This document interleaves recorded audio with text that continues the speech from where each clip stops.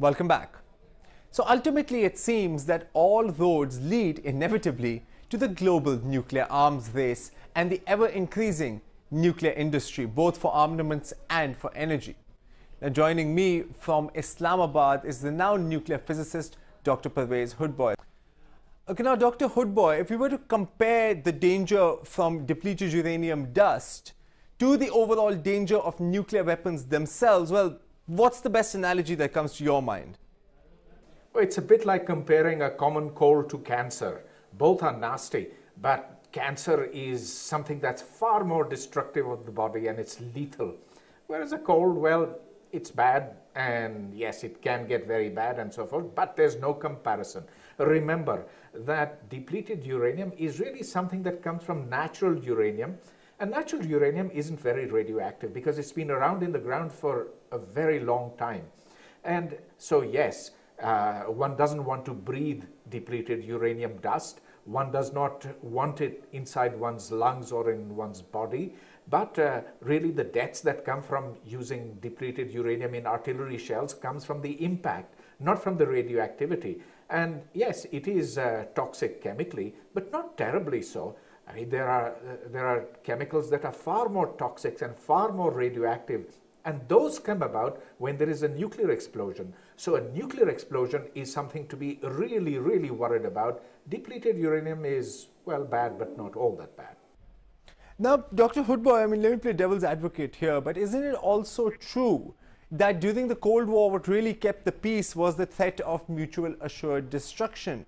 Are nuclear weapons, in fact, playing a similar role when it comes to Pakistan and India, or potentially in the future between Israel and Iran? In a certain sense, nuclear weapons have provided deterrence between India and Pakistan.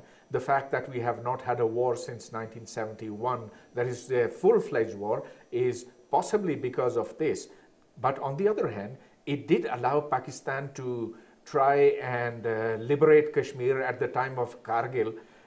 The fact that we sent our troops across the border disguised as Mujahideen, and also they were Mujahideen too. The fact that this happened was, of course, it was made possible because nuclear weapons provided an umbrella to Pakistan. And so this is an instance where nuclear weapons actually caused a war.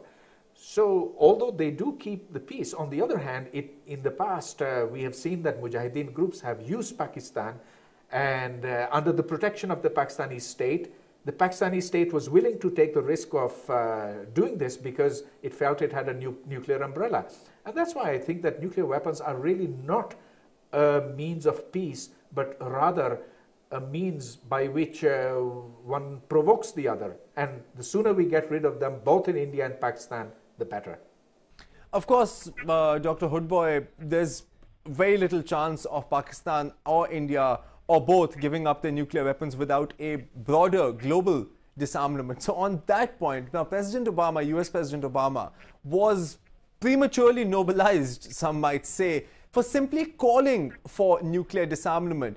But isn't that hypocritical given that the US sits on one of the largest nuclear stockpiles? Israel's nuclear weapons are hardly ever talked about, yet the West keeps harping on about how it is absolutely impermissible for Iran to have a nuclear weapon, and also places pressure on Pakistan's own nuclear program. How are these double standards ever going to lead to any kind of disarmament? Well, it's more than double standards, it's multiple standards. It's the nuclear weapons countries that can have nuclear weapons. Israel can sort of have them, but nobody wants to talk about that. And India is more legitimate in having nuclear weapons than Pakistan. So there are multiple standards over here. And of course, these are to be condemned.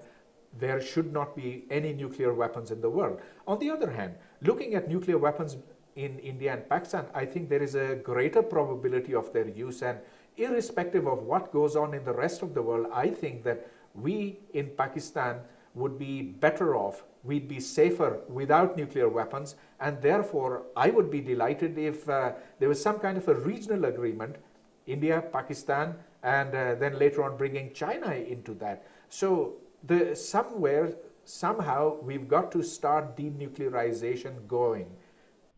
Okay, now finally, Dr. Hoodbhoy, clearly nuclear weapons are proliferating. And along with that proliferation, alarm bells are always raised about the possibility of terrorist organization anywhere in the world acquiring, if not nuclear weapons, then a dirty bomb of some kind, a radioactive bomb.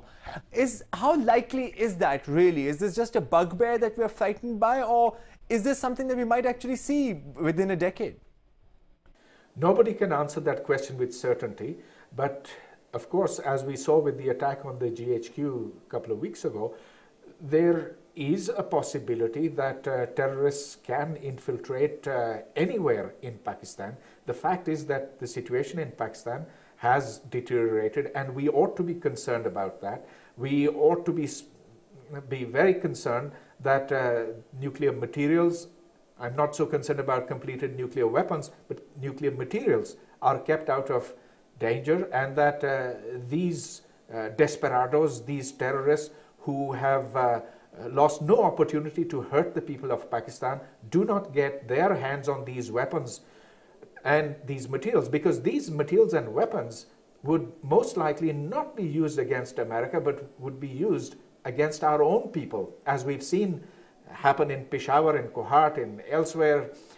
The people of this country have been targeted by terrorists, and if they had bigger weapons, bigger bombs, they'd do it even with more damage to us. Well, a chilling thought indeed, Dr. Khuhro. Well, thank you very, very much for joining us on Counterspin today, and look forward to speaking with you again in the future. Yeah. And that brings us to the end of the show for this week. Questions and comments, as always, go to cs@dawnnews.tv. I'm Zarrar Khuhro, and thank you for watching.